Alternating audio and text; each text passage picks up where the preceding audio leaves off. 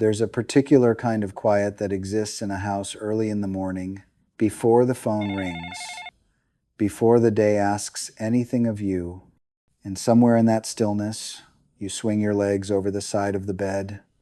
You pause there for a moment, maybe a breath, maybe two before you stand. I've spent a long career watching people move, not just in exam rooms, but in waiting areas, in hallways, at the threshold of doorways. And what I've come to understand is this: the body is always communicating, always. The question is whether anyone is listening. Most of us wait for something loud, something obvious, pain that stops us, a fall, a number on a test result that finally crosses a line. But the body rarely starts there. It starts softly, with a slight hesitation before standing, a hand that reaches for the wall without being asked to, a breath that catches at the top of the stairs when it didn't used to. These are not failures.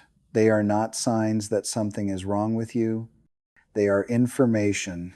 And mornings, those first 10 or 15 minutes after you wake, are when this information is clearest. Before caffeine, before distraction, before you've talked yourself out of noticing. Today, I want to walk through some of these quiet signals with you, not to create worry, not to diagnose anything, but to help you notice what you may already sense and to trust what your body is trying to tell you. Let me ask you something. When you sit on the edge of your bed in the morning, do you stand up immediately or do you pause? Most people after 60 pause, even if just for a few seconds. And there's often a subtle shame attached to this, a sense that you're moving more slowly than you should. But here's what I've observed over the years. That pause is intelligent. Your body is checking in. It's allowing your blood pressure to adjust. Your balance system is waking up. Your joints are assessing what kind of day this is going to be. When I watch someone rise too quickly, especially first thing in the morning, I often see a tiny waver, a slight reach for stability. Sometimes the person doesn't even notice, but their body noticed. That pause isn't weakness, it's preparation. What becomes meaningful is when the pause grows longer, when you notice yourself needing more time than you used to, when standing requires a kind of gathering not just physical, but mental. This isn't about setting a stopwatch or measuring yourself against some standard. It's simply about noticing. Some mornings, you may rise easily. Other mornings, something feels thicker, heavier. That fluctuation is worth paying attention to, not with alarm, but with curiosity. What did yesterday ask of you? How did you sleep? What have you eaten or not eaten? The pause is a conversation between your body and your circumstances. It's worth listening to, even if you never mention it to anyone.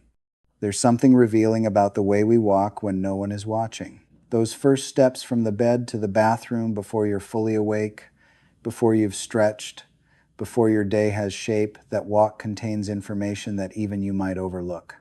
I once had a patient tell me, "My legs feel like they belong to someone else until about 10 o'clock. She laughed when she said it, as if it were just a quirk of aging. But she was describing something real and something worth understanding. Overnight, your circulation slows. Your muscles rest. The fluid that cushions your joints settles in certain ways. So when you first stand and walk, your body is recalibrating. Your nervous system is remapping. Your feet are relearning the floor. What I've noticed in older adults is that the first few steps often tell a story. Are your feet lifting fully, or are they sliding slightly? Are your steps even, or does one leg feel more hesitant than the other? Do you find yourself shuffling until things loosen up? None of these things are necessarily concerning on their own, but they are information. A shuffle, for instance, can sometimes reflect stiffness. Other times, it may reflect something subtler, a slight uncertainty in balance, a nervous system that's being cautious.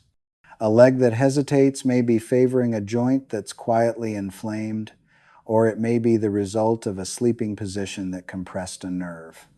The body doesn't always know the difference between temporary and lasting, but it responds to both with the same protective wisdom. Here's what I'd invite you to do, not every morning, but occasionally. Notice your first 10 steps, not to judge them, not to compare them to how you walked at 40, just to know them. Because patterns over time are more meaningful than any single morning. And you are the only one who can observe this pattern. There's a small moment that happens in many homes every morning, and it usually goes unnoticed. You reach for something, maybe it's a coffee mug on a shelf, maybe it's a robe on a hook, maybe it's a light switch just slightly above your natural arm line. And somewhere in that reach, your body makes a decision, usually without asking you. Sometimes it's a full, fluid extension. Other times, you might notice your shoulder offering a quiet objection, a tightness, a hesitation, a sense that the arm would rather not go quite that far today. This is not about pain. Pain is obvious. This is about reluctance. I've watched hundreds of older adults reach for things in exam rooms, not during formal tests, but in those unguarded moments, reaching for a coat, for a bag, for a doorknob. And in those gestures, I've often seen more than any imaging study could show me. The shoulder is a vulnerable joint as we age. It depends heavily on soft tissue tendons, muscles, the small stabilizers that don't get much attention until they're unhappy, and mornings are when these tissues are most honest. If you notice that your reach has become more calculated, more planned, that's worth acknowledging. Not because something is wrong, but because your body is asking for consideration. Sometimes it's asking for movement. Gentle, regular movement that reminds the shoulder what it's capable of. Sometimes it's asking for rest, or warmth, or simply not to be ignored. There's a difference between limitation and communication. Your body may not be limiting you, it may be telling you something about what it needs. Breathing is such a quiet act that we often forget it's happening at all. But in the first minutes of the morning, your breath carries signals that are easy to miss and worth understanding. I'm not speaking about dramatic shortness of breath. That's obvious and should always be taken seriously. I'm speaking about something gentler, something most people dismiss. It might show up as a sigh, a yawn that feels almost necessary, a sense that your first full breath of the day requires a little more effort than it used to. Overnight, your body has been breathing shallowly. This is normal. The chest wall stiffens slightly with age, and the diaphragm rests in a somewhat compressed position when you're lying down. So when you first stand and move, there's a recalibration happening. Your lungs are expanding back into their waking shape. Your ribs are loosening. Your breath is remembering its full range. If this transition feels effortful, if you find yourself needing to stop and take a deliberate breath before continuing your morning routine, that's a piece of information. It might simply mean your sleeping position was restrictive, or that the air in your bedroom was dry, or that yesterday's tension is still held in your chest. But it might also be a gentle nudge toward attention. How is your breathing during the day?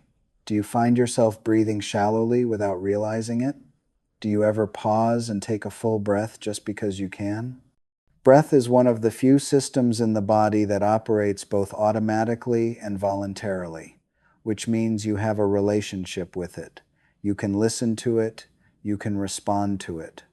Many of the older adults I've worked with who maintain their vitality share something in common. They haven't lost touch with their breath.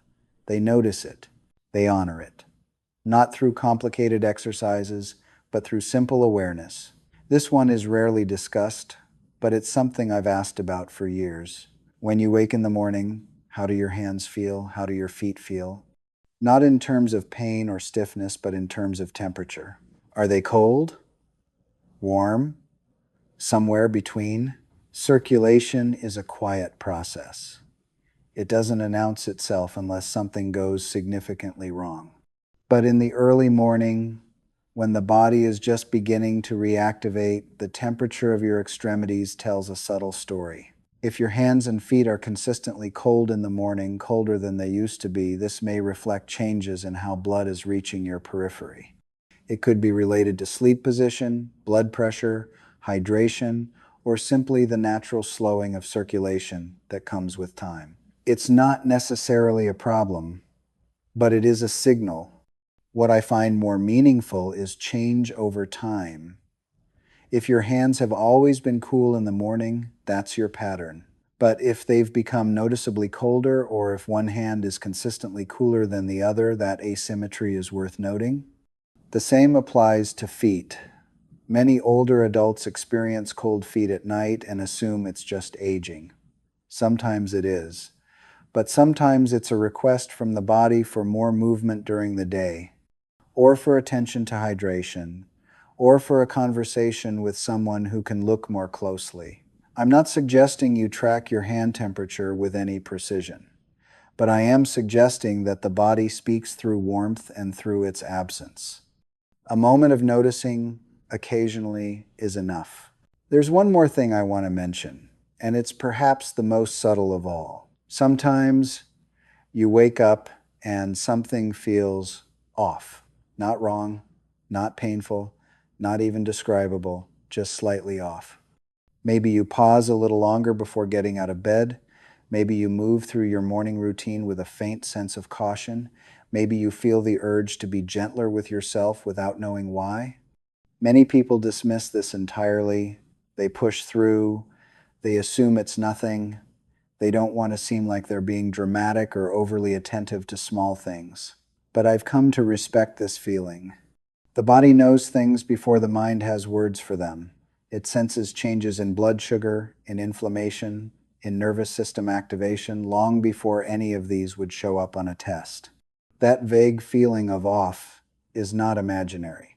It's preconscious information. I'm not suggesting you treat every such morning as a sign of illness. Most of the time, it's simply your body asking for a slower start, a gentler day, a bit more care. But if that feeling persists, if it shows up morning after morning without explanation, it may be worth mentioning to someone you trust. A good clinician will not dismiss a feeling just because it lacks a clear description. The body's sense of itself is valid, even when language fails. I want to pause here and say something directly. If you've watched this far, something in what I've described probably resonated with you. Maybe it was the pause before standing. Maybe it was the temperature of your hands. Maybe it was that unnamed feeling of off. You're not imagining these things. The body after 60 is not failing, it's communicating. The signals are softer now than they were at 30. The margin for ignoring them is narrower. But the intelligence is still there, and it's worth listening to. I'd be curious to hear from you. What's something you've noticed in your mornings that you've never mentioned to anyone? Not because it's serious, but because it felt too small to say out loud. There's value in naming these things, even if just in a comment, among others who might recognize the same experience. We're not meant to age in silence, and the small observations we share can help others feel less alone in their own. Let me leave you with this. Mornings are not simply the beginning of the day. They are a window, brief and honest, into how your body is doing. Before the coffee, before the news, before the obligations. In those first 10 or 15 minutes, your body speaks without editing. It tells you about your balance, your circulation, your breath, your strength. It tells you what kind of day this might be and what kind of support it might need. Most of this information is not alarming. Most of it simply says, notice me, adjust slightly, keep listening. That listening is not a medical act, it's a relationship.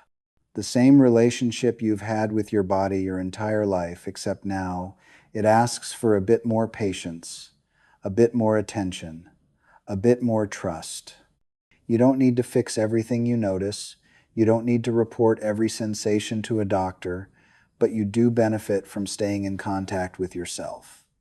from knowing what's normal for you, from treating small signals with the respect they deserve. Because in my experience, the people who age with the most grace are not the ones who never have problems. They're the ones who listen. Thank you for spending this time with me. If this way of thinking about the body feels useful to you, I hope you'll return. There's more to explore, not with urgency, but with the kind of quiet attention that makes a difference over time. Until then, go gently, listen well,